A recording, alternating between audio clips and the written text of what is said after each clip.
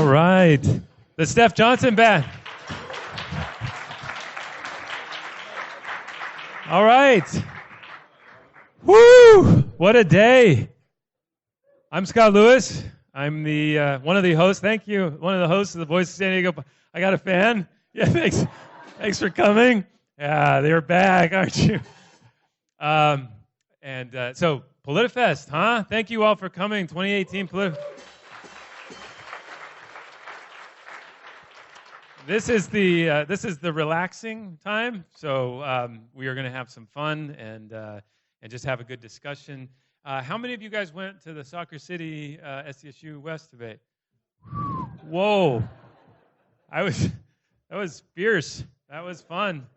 Any others have a good session out there that you really enjoyed? Anything went well? This one. This is what you're looking at. This is going to be a good one. Yeah, all right. I've worked on it. I actually prepped for this one. All right, so we have a lot of fun planned. I'm about to lose my voice, but I think we'll get through it. Okay, so, oops. That's not the one. Andy, give me yours, yeah. She's the managing editor of Voice of San Diego, the scribe of the scorching hot takes on Sundays, cast in the deceptively mild banner of what we learned this week.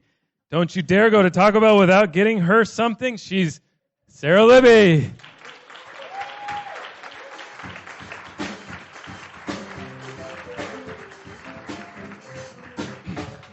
All right, if you've got a wonky topic, he's got 14,000 words for you.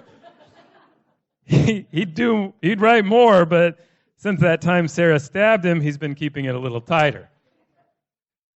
He is the 2018 Journalist of the Beer. He's Andy Keatts.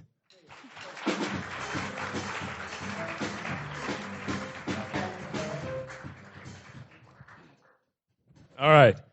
He's the city councilman representing District 6 in the city of San Diego. He's a Republican. A week after his baby was born, they made him come back off of leave to the city council to vote for a tax increase.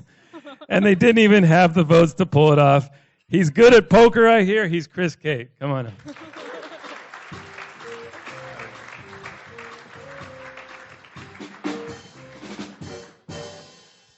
He's the Assemblyman from the 78th District. He's a Democrat. He told everyone he was mayor for 7 months, and everybody just went along with it. He's Todd Gloria. Welcome, Todd.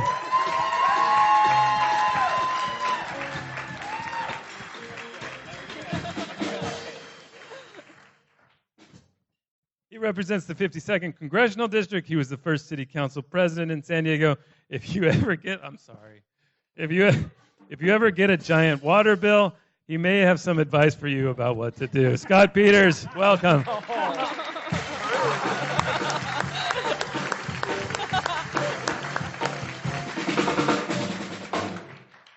Okay, you guys are not here because you are the presumptive candidates for 2020 mayor. Definitely not. Definitely not that. You do seem like the guys who might be running. Todd and Scott, you have both told us you're thinking about it, maybe announcing in January. But this is not a mayoral debate for the 2022. Not at all. Not at all. Not even a little bit. Not even a little bit. That's not what You're this just is. interesting people who have nothing else in common. And yes, we did invite Barbara Bree because she is all but officially running as well. But this wouldn't have mattered because it's not a 2020 mayoral debate. If one of you tries to claim that you already had a debate later, you did not because this isn't one. So you did not participate in a debate. All right. First round of questions. I'm going to ask you first, Scott Peters. What's wrong with San Diego? We have all these problems. Is this on? Yeah. The scandals, the Duncan Hunters, the Bob Filners, the can't get anything done. Is there something wrong, or is it just we're just thinking about it too much? Well, when I was in Congress and people came up to me, they did not think that 20 deaths from hepatitis A or losing your football team were normal occurrences for a city. They asked me, they were fairly surprised about it. I don't think we should accept things like that either. I think we have a great future. I think we're a little bit lulled to sleep by our own success. What a nice place it is. But clearly, getting something done would be something that would, I think, improve the place. Anything. Well, I have a few ideas too. Single thing. I have some specifics, but Okay. Todd, what do you think? Great question. Andy and I had a conversation about this briefly not long ago. And I was telling him at the time, I don't have a great answer for it then because we were all just sort of surprised by what happened with the convention center. I think as I look at it, we struggle with engaging on what is the inevitable, right? We are no longer a small, sleepy Navy town. We are, in fact, a big city, but we don't always act that way. And because we allow things that we know are going to happen anyway get to a boiling point, we don't take these inevitabilities and turn them into the positive things they possibly could be. Instead, we wait until things get into a crisis and then address them when it's really difficult to find consensus. That kind of change needs to be brought if we want to see forward progress on the things that I think everyone on this panel wants to see for San Diego. Chris, everything good? We do get some things done, We'll adopt the community plan update. You literally said we were incapable of governing. On your own. No one asked In you a about written it. statement. It was a written statement. Proactively said that. We Yeah, can't that's do true, anything. Well, considering where we're at with that issue, things stay the same. It was about vacation rentals, by the way. How I characterize it is that I think that we have a foot in two different camps, and kind of piggyback off what Todd said. I think we have a foot in a camp that says we are a small town. We want to act like a small town. We love it how it is. And we have another foot in the camp where we want to act like the 8th largest city in the country. We want to be a border town. We want to be a town that has access to the Pacific Rim and trade and all those great things. And we haven't jumped both feet first into one of those camps. And I think that sooner rather than later, we're going to have to make that critical decision. Who do we want to be as a city for the next 50 years? Do we want to be that small beachy town, or do we want to be a visionary town and the 8th largest city in the world and act like it? And Mark Caffrey always says we've got to punch at our weight class, and we still haven't done that yet. Hey, one of the things you've made a point about before is that we are kind of a small town, that like the population is large because of the unique geographic contours of San Diego, but that the actual market size of San Diego as a medium market, as a metropolitan area, isn't actually that big. Are we a small town? Yeah, I guess it's like, what is you say we should figure out what our weight class is. Like, what is our weight class? Are we the 8th largest city, or are we the, give or take, 22nd largest metropolitan statistical area? Which is what we are. We're like an MSA. We're comparable. Come on, Betsy. We do this. That's what we do. We're wonks. we're more, and then once you look at those cities, if you look down the MSA rankings, you start going, oh, they're actually more like Kansas City than they are like Houston, and it starts to make more sense, I think. Scott? It's not. I mean, just what was I always look at these rankings, and we were ranked 10th most promising city in the world. I don't know if you saw that last one this week. This is a big city. It's a powerhouse city. It's a city that the government hasn't caught up with. That's the problem. We've lost our ability to do consensus governing. In 2004, we did a transportation plan, got it passed by 2/3. We didn't used to be partisan. This guy was a great city council member. He was overturned on a partisan vote. We brought partisanship to the city. It's made it more divisive. You mean the council president? Council president. Yeah, I'm sorry. I'm talking about Todd. For those of you on radio, Todd Gloria right here. Thank you, Scott. Scott Peters, not Scott Lewis. And we've devolved into divisive politics at a time when the rest of the city is taking advantage of great opportunity. In terms of, you can do the data and the wonky stuff that you like to do, but we can be whatever we want to be. And when I think about the climate action plan that we worked on at City Hall, that was visionary. That was beyond, right? That was class leading. And what's happened? You looked at other small cities in our region follow San Diego's leadership. The state is now following San Diego's leadership. We can do whatever we want if there's a will and a desire and a leadership to do it. I don't think that we always have that in all the issues, particularly the issues I think people care about or hit them most directly, and I'm thinking specifically of housing and transportation. And I don't disagree that there has been a level of partisanship that has come into city council chambers, and it's unfortunate it's gotten that way. I mean, I didn't run for this seat to take positions on Senate bills and House resolutions and stuff like that. I mean, I came to work on issues that are important to San Diegans that are impacting them every single day that the council has control over. And when Todd was on the council, I mean, I think Todd and I get along great. I think I get along with all of our colleagues, and my goal is to continue to work on those issues and set the tone for where we want to be on things like housing affordability, homelessness, which are nonpartisan issues, and we should stick to that, at least in my opinion. I mean, how different is it though? If we go back to 2012, it's I think it's a lot different. Prop B was a pretty partisan fight that was going on in 2012. Carl DeMaio and Bob Filner were not guys in the middle duking it out on the margins about which center left or center right policy solution you wanted. You had a pretty clear distinction in over which vision for City Hall we wanted. I think there's a tendency to always say things are more partisan now than they used to be, just like there's a tendency to say that things are better that things used to be better than they are now. At least in my opinion, I think things now are more partisan than they were in 2015 when I was on the council. So that's going by my experience, at least. And again, I mean, I don't want to speak for Todd when he was his time on the council, or Scott, but at least in my opinion, I think it is just because of the things that are coming before us on a somewhat weekly basis. Well, so Scott, you were on the city council when I started covering the city, and there was a definite difference in the sense firefighters used to endorse a Republican. Sometimes there would be, Brian Mainstein enjoyed the support of some labor unions. There wasn't that split that there is now, but I'm not sure it worked better. Well, we did Petco Park. We finished Highway 56. We started a fix on the sewer system and the water system, which we don't really complain about anymore because it's on its way to being fixed over a long period of time. We made that commitment. Dick Murphy endorsed me for re-election. I endorsed Dick Murphy for re-election because the focus was on the issues, not on the partisanship. Look at this convention center vote. A convention center vote was Democrat versus Republicans. As far as I know, the Prop E, Prop G is Democrats and Republicans. I don't think we're resolving our differences around issues. I think we're doing us and them. And that, it doesn't work very well in Washington. Todd's a little advantage because he's got a supermajority. I envy that, by the way. I envy any kind of Cuts majority. both ways, let me just tell you. I know what you mean.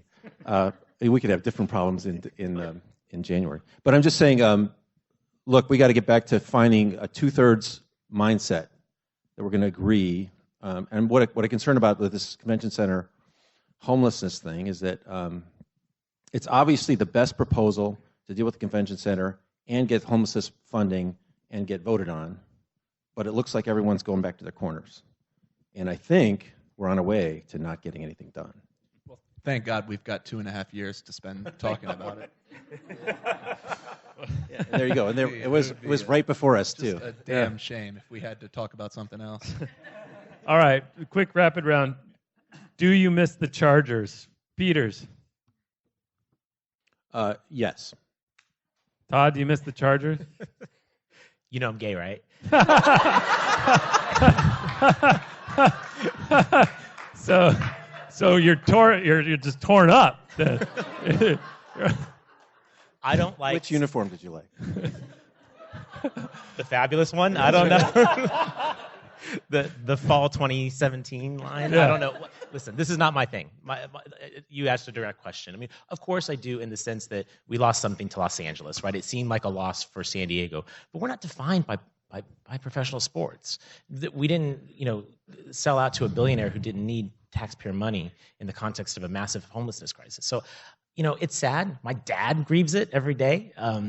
But we have other things we can do to be great and to be a big city. It does not revolve around a sports team. Chris?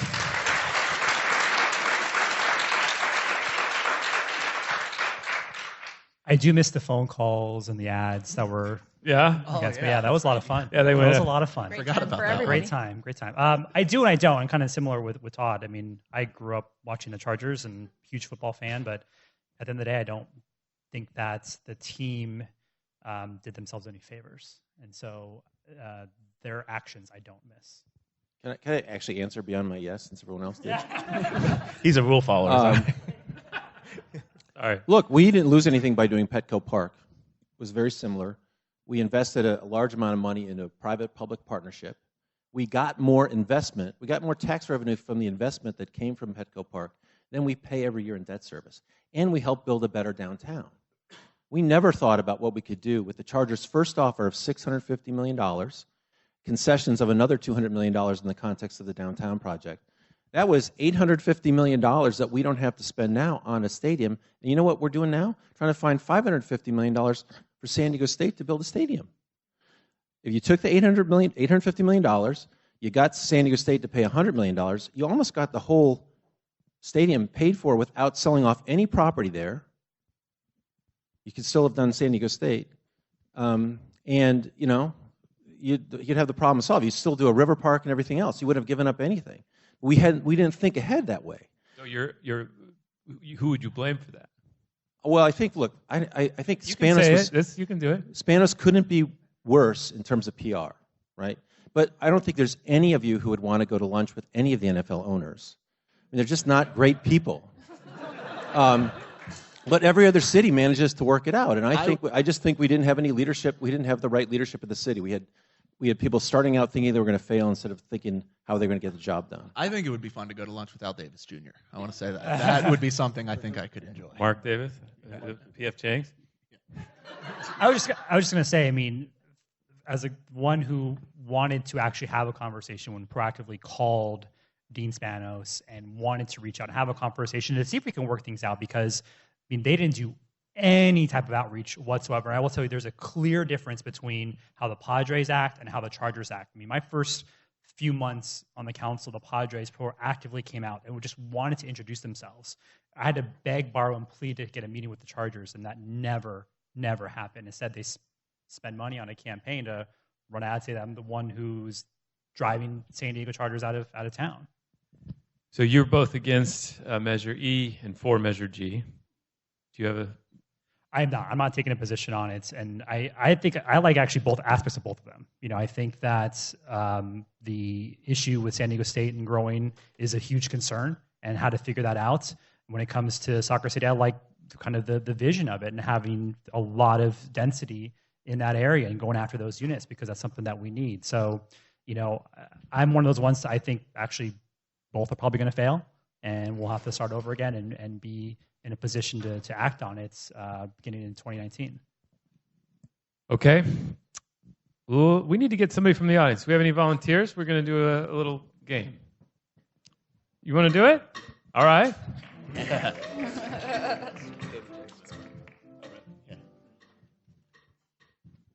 Oh, go ahead, stand up. What's your name? Sophia, Sophia. How old are you? 12. Cool. Thanks for coming. Hey, give a round of applause, Sophia. Have you learned a lot today? Yeah. Fair. This is fantastic. We could be worth your time. Have I learned Will you a fill lot? out a Yes. card later? Go ahead. Do I necessarily agree with all of it? There you go. What part of town do you live in? Hillcrest. Okay. Well, thank you for coming, Sophia. Okay, we have it. This is quite a game for you.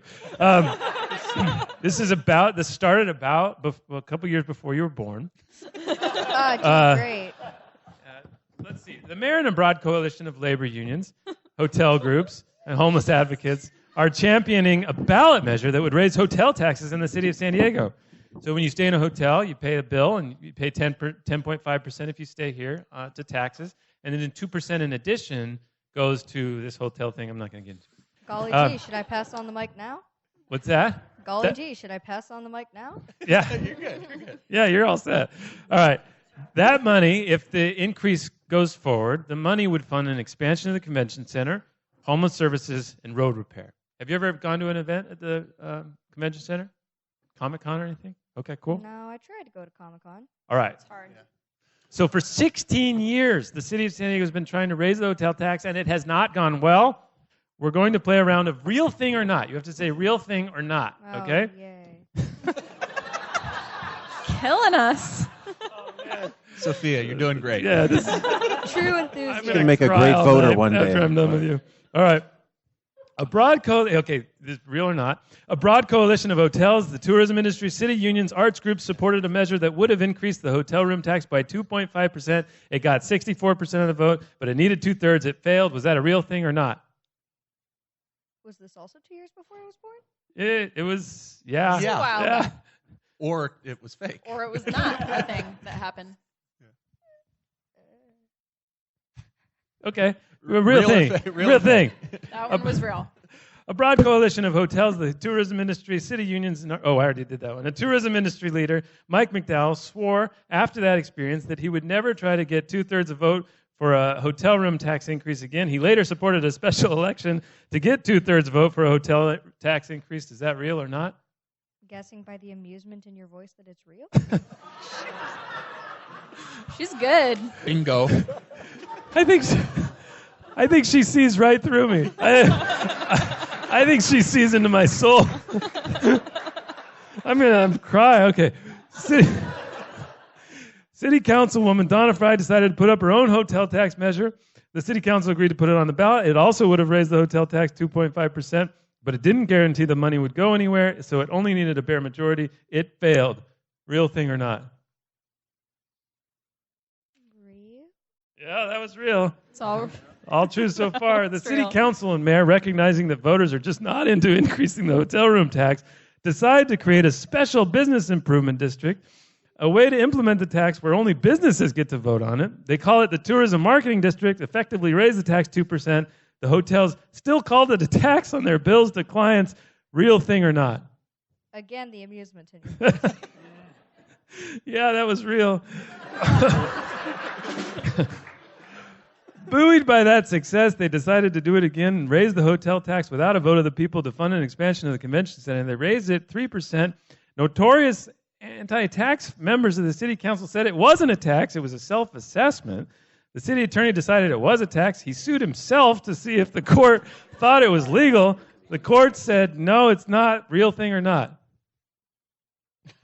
Not. I can't believe someone would sue themselves. Yeah, they did. You learn something new every day. Okay. You're wrong, but it's because your head's in the right place. Yeah. You are the normal person in the room. All right. Owners of the hotels near the convention center came up with a new plan. They decided to secede from the city itself, create a new city called By the Bay, and charge a 3% hotel room tax that they could use to fund a wall at Harbor Drive that would prevent tourists. The wall would prevent tourists from having to look at the rest of downtown. Real thing or not? If that's real, I'm going to run out of this room. That was fake. Good job. Thank God. I think she sees through my soul. Okay. The mayor supports a plan. The mayor supported a more plan questions are from the Chargers to pass an initiative to raise the hotel room tax to fund a giant building that would serve as both a football field and a convention center. It failed. Real thing or not? There's no amusement. It's fake. It was real. Huh? It was real. He got Well, you. I tried. He bluffed you. And the mayor decides to go for a special election to raise the hotel room tax, but the city council decided not to put it on the ballot. He got so mad that he cut some of their office budgets. Real thing or not? I heard someone laugh. That's real. Yeah, it was real. Let's hear it for Sophia.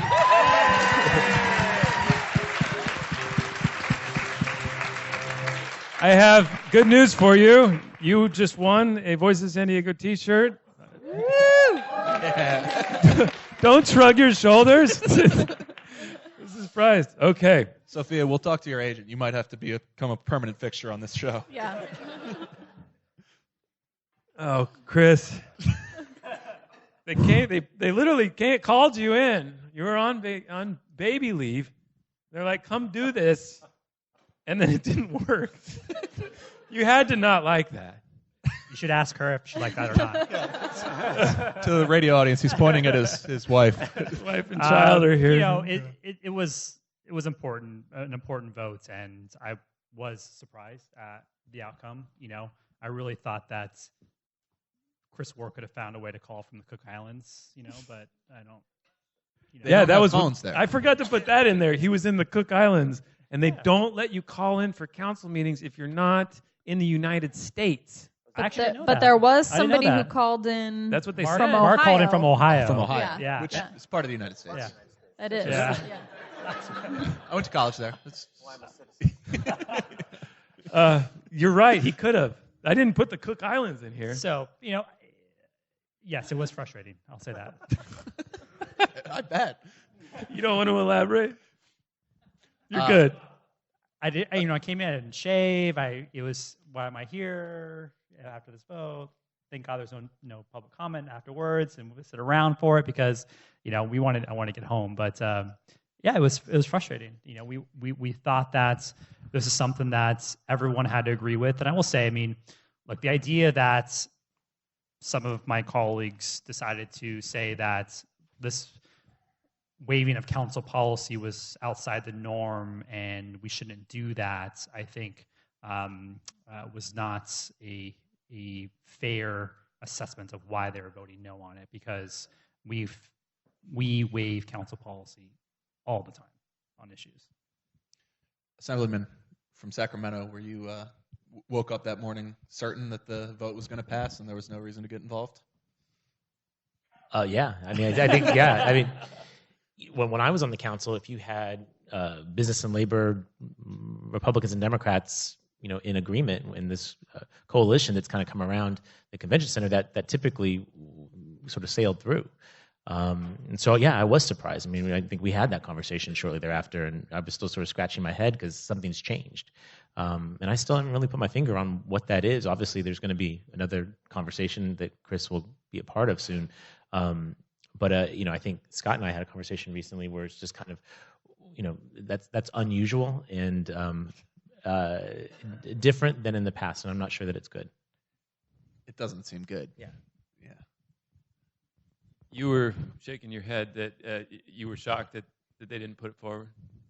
It's flabbergasting, the whole thing. First of all, remember they had a big signature gathering effort that they were raising a ton of money for.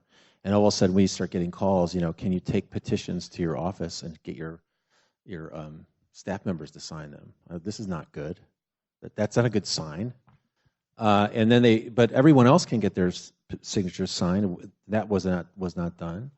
But then there was a chance to pull it out of the fire. And there were two members who voted no two members have said they're against the project. I get that. So they're going to vote no. But there were two people who said they were for it and voted no, and I still don't understand what the point of that was. I just don't understand. Like, why not put it in front of the voters? A lot of people put a lot of work into this, and it's just the most obvious thing to say, listen, let's put it before the voters. And to not do that, I was flabbergasted. I don't like what level of dysfunction have we reached? Is it personal? I don't get it. I just don't understand it. Is it fair to say that you guys would have voted, not only supported the tax as it's structured, but to put it on the ballot the way that they were thinking about? I would have. Yeah, I've been a part of this odyssey that you were just explaining to Sophia, Yeah. and always forward, trying to make progress. And It's quite a list, right? I had a few of try those. living Part it, of those. right? And try voting for some of it. I was on the Port Commission. We got a big contribution together, a unanimous vote of all the cities to support the convention center. And it's hard to do things in California, and sometimes in good faith the lawyers don't get the process right. But it's been a goal for the region. And I also thought that it does generate a lot of upfront money for homelessness, and it's the absolute best chance we're going to get money now for homelessness. And there are a lot of ideas about what would be perfect, and I don't always think those line up with what will pass. So let's get something the hell done. And I just like it's very, very frustrating to follow this all on Twitter. And I do run out of the votes and stop talking to my congressional colleagues between votes, and I'm like, what do you like? Sometimes I even type things out. I got to follow that up. Do you like city politics more than the congressional stuff that you get to be involved in? Come on, just say it. Well, no. Look. I have a great job and a hellish commute. and I also, but I do think that the nature of it is different. I think I really want to work on climate change. I'm in a position to do that in a significant way. But when you come back here, it's home, and we used to be able to, ride home and look at the things we worked on. You have a much more sense of a tangible results, and they are really important. Assemblyman, I was Is that a non-answer? That's good. That's fine. I was covering one time the YIMBY Democrats had their launch party here in San Diego a couple years ago, or a couple Oh, months stop. ago. And I was Scott and Todd were both there, and while you were talking, Scott, you were talking at the time, and you were saying how important it seemed to you that the YIMBY movement would be associated with Democrats specifically, that you wanted this to be a movement from the left as opposed to the Republicans. And I was standing next to somebody from Sacramento or from San Francisco who looked at me and went, "You guys have Republicans here?" We're a dying breed. So, Chris, as one of those endangered species, I want to hear from you. But you leave San Diego, Todd, and you end up in Sacramento. What was it like to know that you didn't really have to deal with the other side anymore if you didn't want to? Well, I don't know if that's healthy, right? I mean, there can be too much of a good thing, right? I would follow up on Scott's question of my friend Scott Peters. It's local government is a more rewarding experience. I love what I'm doing right now, more so than I ever would have anticipated, but there is an intimacy that comes from connecting with your constituents every day, and seeing them. I could take a vote on council at 2:00 in the afternoon, pick up my dry cleaning at 5, and get an earful, right? That made me a better elected official, and I don't have that in this current role. To your question, Andy, it's easier in a way, right? But we're Democrats, and so we're a big tent, and we don't always agree with one another, and sometimes things don't pass. I mean, there's a number of things that I had hoped would pass or get to the governor's desk, or even beyond the governor's desk, that just didn't happen, right? But it's as majority whip, I can tell you, I spend a lot of time still trying to pull votes together because it isn't just natural. We have to really go meet people where they are and have a conversation with them, and I find that really rewarding. But seeing my constituents every day is more rewarding. Chris, is it getting lonely out here? It is, but I think the attitude that I've tried to carry is one where you can disagree without being disagreeable. And I made it a point when some of my colleagues came on the council after the 2016 election to reach out and have a conversation with them.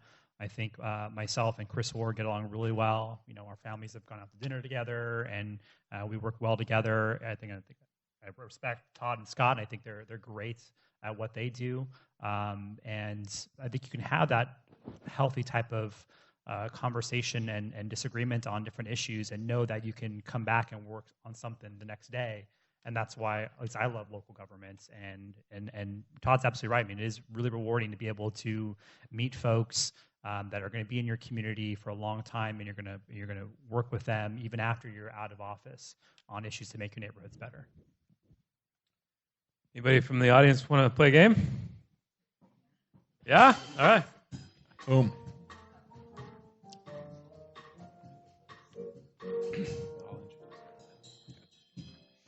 All right, what's your name?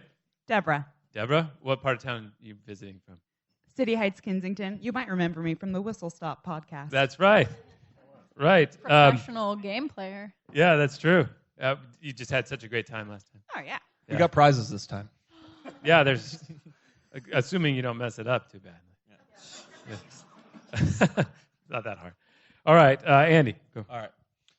So, to the great consternation of every person who talks to me about transit in San Diego, the trolley still does not go to the airport. However, the airport is expanding Terminal 1, and many people in town think this is a great opportunity to once and for all connect the airport to our light rail system. Our three guests and I are going to read to you 4 proposals for how we may better connect the airport to the trolley system. One of them is fake. Your job is to identify the fake one, okay? All right, who's got number 1? Number 1. All right, Deborah, ready? Take the Skyway. What better way to get to the airport than through the air? Regional planners are looking into building an aerial gondola that would connect the Santa Fe Depot and its downtown trolley station to the airport. It's called the Skyway. Just make the gondolas end at the airport, and voila. That is The Skyway. number 2. Number 2, Deborah. All right. The spirit of San Diego. Transit planners have proposed a wholly new trolley line starting in Liberty Station and heading east to the airport, intersecting with the Blue Line in Little Italy and carrying on through Bankers Hill, Balboa Park, and ending in North Park. It connects the system with the airport, but it also upgrades transit in some of San Diego's densest neighborhoods. Let's go to San Diego. Guess 3. Intermodal is a great word. Build a new intermodal transit center, or ITC, at the northern edge of the San Diego International Airport. The trolley, coaster, and Amtrak already pass nearby. Just slightly divert them into the new center. Can't be that hard. Then the airport will bring passengers from the ITC on a people mover. The $200 million project has no funding or timeline, but you have to admit the ITC is a really catchy name. Are you too good for the bus?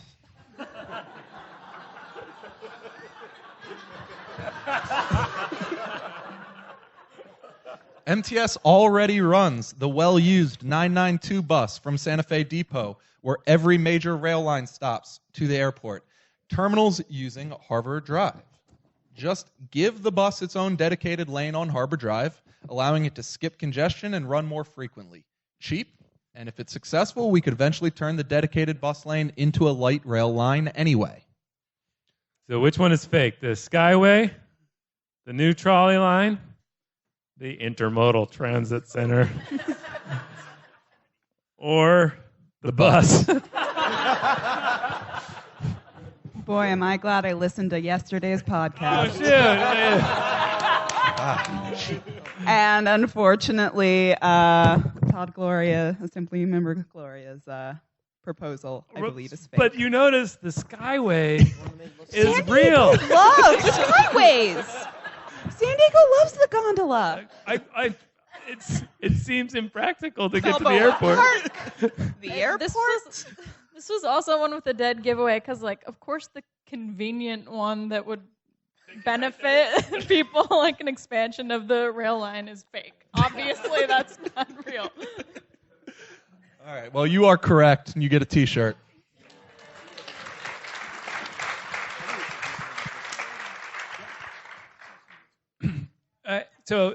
There's a little bit of more serious stuff about the airport these days. So they're trying to expand Terminal 1. This seems like another area. I remember when they tried to move the airport to Miramar. You guys were here for that? Skip to the end. It didn't happen. It didn't happen. It didn't do that. I remember that the mayor barely had a position on it. You remember Jerry Sanders? He was kind of like nominally for it. Yeah, it was 2006, right? Yeah. And it was voted down 70-30. Yeah. It's not moving. Yeah, it's not moving. It's not. So you even got it. Nice one. They got a really low bar. For me, that passes as a joke, I guess. Okay. So I remember the mayor not really weighing in on it. And maybe he saw it as doomed, but he just kind of nominally was in support of it. But isn't this something like a leader of a city could help draw out? And right now, as we're seeing the expansion of the Terminal 1, the complete revitalization and all the things that are going on, there's all these agencies piling on them saying, you didn't do this right, you're not helping fund all these things around it. But where's the role of leadership to drive to something more constructive out of this? Because this feels like it's just a bunch of stuff that makes things not happen. Todd, do you want to? Well, I think I'm watching this with fascination, right? It kind of feels like a bunch of friends went out to dinner and they're trying to divvy up the check and act like they didn't have the appetizer or they didn't have the 3 alcoholic drinks to my Diet Coke, right? Everyone's got to pony up, and I understand. I didn't drink though. I didn't. I didn't have the tater skins. You didn't see me eat any of those. I had a mozzarella stick, but I didn't want it. You got Right, soup. right. You got a soup. No, everybody's in, right? Yeah. And you can take up the VMT on Harbor Drive for your project or this project, but everybody's got to pay up. To your question, there has to be a convener, right? This is how bureaucracy can kill something, is everybody just sort of throwing stones until nothing happens. And I think as someone who sat in that office for a while and experienced what you can do with it, you got to convene people. You got to lock them in the room until they come up with an agreement. I think everyone wants, we know what they each individually want. How do you push them to the table to get something done? And if you can do it in this case, you can replicate it with homelessness. You can replicate it with other transit priorities. There's a number of ways that strong mayor leadership can actually make a difference in these regional projects. I want to take that on. Like, what does leadership look like in a way that really does frame situations like this in a productive way as opposed to a destructive way? It feels like there's always two ways to frame these kinds of squabbles. Well, I think the role of the mayor would be to set the vision and to aspire and to be ambitious, and then to drive people to it. If you don't have someone doing that, you're all kind of bouncing off each other. No one really knows where they're going, and they get defensive. One of the issues we have with the airport right now is they've really taken a pretty hard position that they don't want to spend any money off-site. That's a pretty easy thing to fix if we want to do it. I mean, Todd and I are in bodies that might be able to change the law to make that happen. But but whether it's the regional transportation plan, I mean, that's kind of now it's divvied up more. It's all about coming together, listening, coming up with a consensus, and then insisting we're going to solve the problem and driving people to the solution. And that's something that that position could do. I agree. I think there's big things and big projects that are constantly on the horizon for various agencies, public agencies, whether it's the ports or the airport or Sandag or what have you. And I think that from a leadership standpoint, these groups should already have been told to go out and do the outreach and the work on the front end prior to releasing this. And I think that, having agencies go after the airport authority and an EIR really isn't conducive to actually getting something done. I mean, you've already missed the ball, and that should never have happened. And when these things are coming up, there needs to be the work on the front end before you get to that point. But I think that these agencies and other organizations need to see the vision, have the foresight to do that outreach on the front end before it gets to this point. All right, do we have a volunteer out there? Last one. Yes, sir. I have to say I would have missed the other one. I thought the gondola was the goofiest thing I'd ever heard. So I knew it was the trolley. Yeah. Well, we're not just going to build a gondola to the airport. We're going to build it to Balboa Park from the harbor. We're going to build it from Sorrento Valley up to UTC, from the beach to. This is all real. I'm serious. All right, what's your name, sir? Harry, And where do you live? Sunset Cliffs. Oh, so how do your neighbors tend to feel about new things happening near them? Really good, I feel like. Real open-minded around there. They want all kinds of new housing. Well, we did have that big fight over the the housing authority at the corner of Voltaire and. Yeah, that's near my house. Yeah, the little and they're bike petitioning and taking petitions, and there's a group out there under a sun tent every day. So right. real open, in other words. Yes, yeah. exactly. Yeah. So a lot of stories in San Diego boil down to people don't want new things in their neighborhoods. So will you play with us, Spot the Fake NIMBY? Sure. All right. Okay, is it this Coronado resident who had a strong reaction to new bike lanes? True.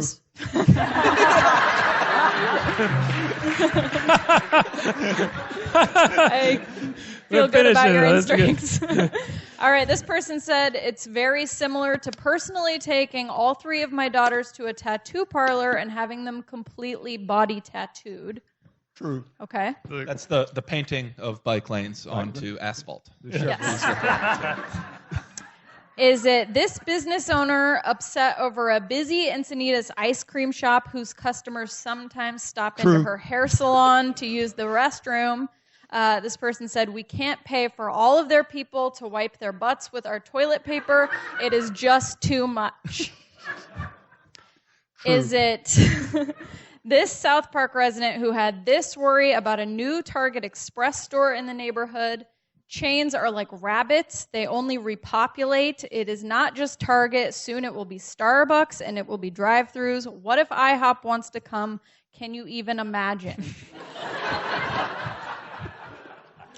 Or is it these Claremont residents who responded to a 23-year-old woman who said at a public meeting that she supported a plan to add more homes and taller buildings near a trolley stop and cried as she expressed fear that she wouldn't be able to afford to live in the neighborhood where she grew up by booing her off the stage and yelling, "Live somewhere else, come back when you have a mortgage, that's not reality"? Which one is fake?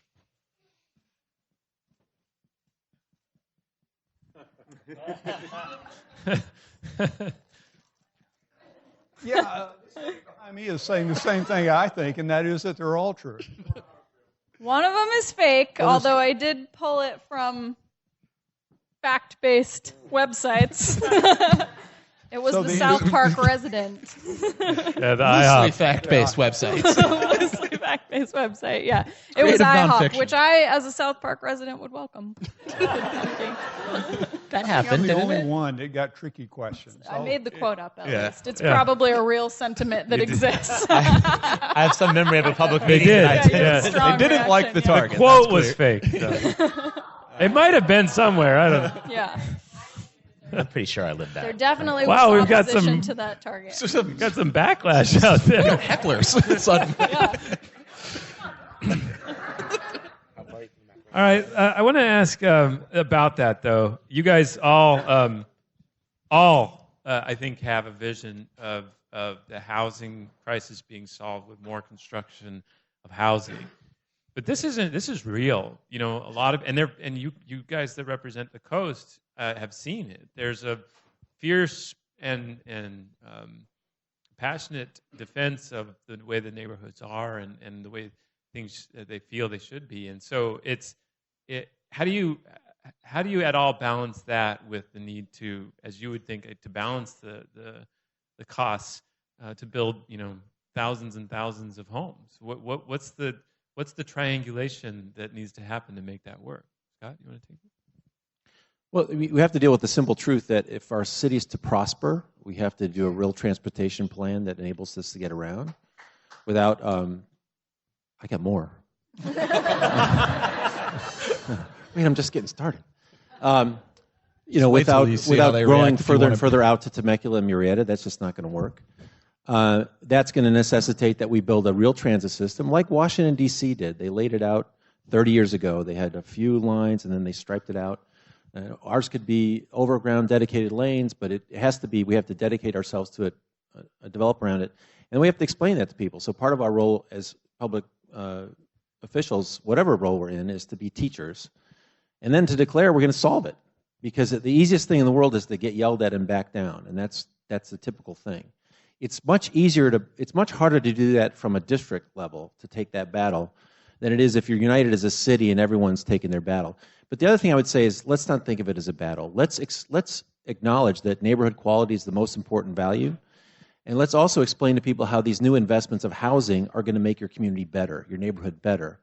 You don't need a surface parking lot. We can actually do something with that that's a lot better than your city. And we have examples of that, like in Bird Rock, like other places around the city, where we've taken development plans that people were suspect of, they may not have trusted them. They turn out great. Let's make those examples part of our proof points, and let's do it together. But again, declare that's where we're going, and get everyone on board and make sure that they're together. But people are going to yell at you, and you got to be used to that, and they're going to be your own people. But you got to know in your mind you're going to be able to say, "I told you so." So, Todd, I want to direct this to you because it's a similar question, but Daryl Steinberg, who was in the morning session, or whenever it was, it feels like 100 years ago, the mayor of Sacramento, he made this point. He said, look, local control sucks. He said that, I don't think he used sucks, but it was basically that. He was saying that he supported Anthony Weiner's bill, the 827, that would have allowed for by right housing development around trolley stations or around mass transit infrastructure. And he said, like, we just can't solve this problem with local regulation like that. I found that to be a rather controversial statement. Mm-hmm. What do you think of that? Did you support 827, and do you think that around transit centers like that, we need to be able to build housing a lot easier? So I didn't get a chance to vote on 827. It died in its first hearing on the Senate side. conceptually, I'm interested. I was in communication with the author to try and get some amendments. He actually put some in just before it died that I think was heading in the right direction. He will reintroduce it. Talking to him now, trying to understand what could gain my support. But ultimately, this goes back to what I was saying when we first started this conversation. Scott is right. There has to be a vision that's behind this, and I'm of the opinion it's inevitable that we're going to grow. 100 years ago, San Diego had 74,000 people. Today, we're 1.3 million people. We know that there will be many, many more San Diegans coming, and we have to address it. We have to engage on that. And rather than simply fighting these battles out one by one, painting a picture of what this can be. I think a part of why people don't like what is going on is in part because it seems like a one-off. It seems like it's to enrich a particular developer. It's just kind of piecemeal. And we have to paint a broader vision of a big city that is a high quality of life. And it isn't to say that anyone's personal property rights are going to be obliterated. When these are often things on a map, right? And if an individual property owner doesn't want to participate, they don't have to. But it is to say, if we're going to make a multi-billion-dollar investment to UCSD, the taxpayers should be able to get something back for that investment. Toys R Us is out of business. We probably should do something there that's meaningful. The last thing I would say is, when this question comes up to me, I'm always thinking back to my first election for city council. And for those of you, and I see there's some Kensington residents who are here, the hottest thing at that time was Kensington Terrace. And it was a very difficult project in that community. And I had a candidate town hall. All of us are all lined up, and it was very much like some of these things can be, yes or no. Would you support Kensington Terrace? And they went down the line, and every candidate said no, and I said yes. And the boos and hisses. I mean, they weren't as angry as Andy can get at stuff, but they were pretty angry in that room. And I thought for sure I lost the election in that moment because this high-performing, voter-dense area. Point of the story is I won that community by 3-1 on election day. And I hold on to that because I believe in this issue of housing. Even if you've got yours, your kids don't. Your grandkids don't. Homelessness is a symptom of this housing crisis. Hepatitis A is a symptom of this housing crisis. There is no bigger issue facing the city of San Diego than housing affordability. And it's going to mean that you have to have a vision, a comprehensive plan, and a willingness to speak truth to people. That's what we need next time. So I'm interested in what you take from the relatively quick death of 827. Because I think most people, even the most YIMBYist of the YIMBY, would acknowledge that there is not any good reason to believe that we're on the precipice of building anywhere near the amount of housing that's needed to really dent the market, that any of the regulations that we talk about on the local level are marginal at best. And that was a bill that, whether you like it or not, it at least treated the question seriously and said this is the type of change that's needed and the scale of change that's needed to really start to address the problem. And then it, in a supermajority situation, it just died before it even got out of one committee, I believe. Yes. What do you take from that? Well, first off, I don't want anyone to get wedded to one solution. This problem is so big and so complex, no one bill is going to solve it. And I, immodestly wish you would pay more attention to the bill that I did pass that is similar to the Wiener's bill, except that it respected existing underlying zoning for height. I get as frustrated as anybody when I see these cranes in the air in my district, but they're largely large units, luxury units, when we're not building for the middle class that is so desperately needed here. The city of San Diego put out a report just a few months ago looking at the last 7 years of housing production in this city.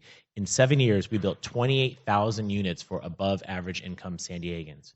We built 4,400 units for low and very low income San Diegans. We built 33 units for middle-income San Diegans in 7 years. That's the problem. And the bill that I authored really is to say we don't need big luxury units. We can authorize, empower, legalize developers to build smaller units that would be more affordable to working people. That bill is law. The governor signed it 2 weeks ago. And I believe that you're going to see people adopt this tool that we've put in legislation and start to make a difference. I use that as a way not to necessarily pump up my bill, although I'm very proud of it, but to say that there is other states. It's not Wiener's bill, and he's going to come back. But it is to say this issue is so difficult that, whether it's, there's any number of interventions that people have put forward, they often are extreme. The answer is probably somewhere in the middle, and I think my bill was successful and got such strong support because we were able to balance the needs of local control while at the same time giving a meaningful tool that actually would build housing at a segment of the market where it's so desperately needed. Chris, you faced some specific difficulties with some plans in Claremont that got pretty heated. What did you learn out of that experience? Similar to what I think Todd mentioned about folks who are just going to be upset about anything new coming into their neighborhoods and their communities.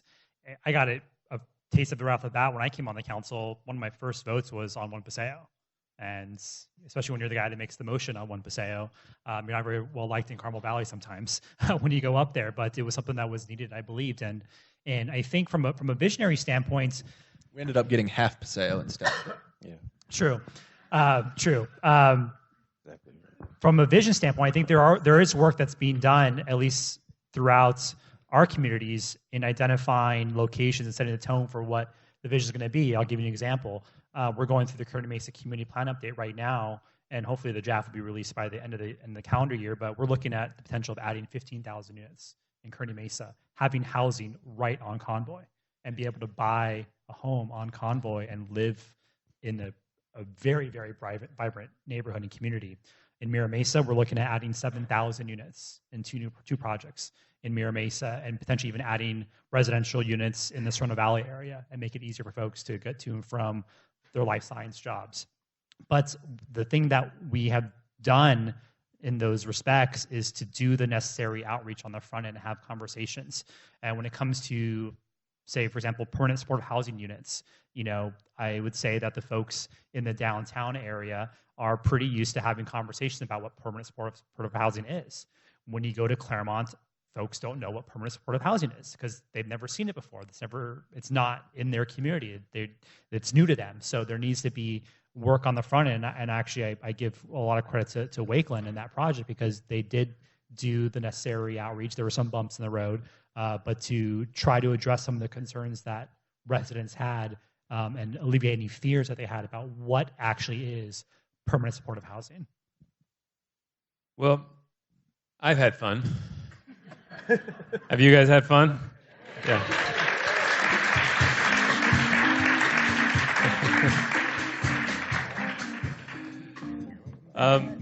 So I'd like to shout out to Congressman Scott Peters for coming.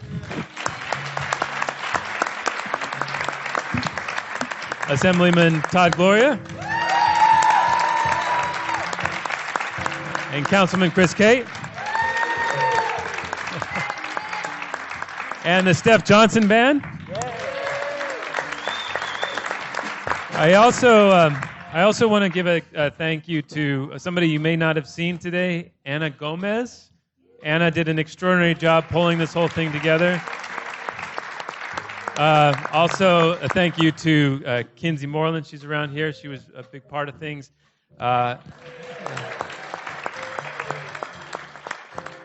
These shirts were designed, and these programs were designed by an extraordinary graphic designer named Ashley Lewis. Ashley. Julianne Marco pulled this together as well, our COO. Thank you. The University of San Diego.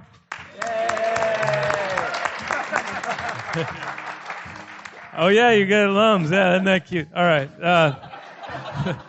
And I really want to shout out to the many people who are wearing these shirts. They're volunteers. Some of you are here today.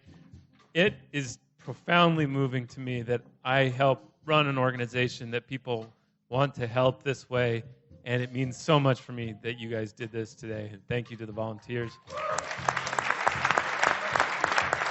And with that, I'm done. Let's go to the reception. Thank you.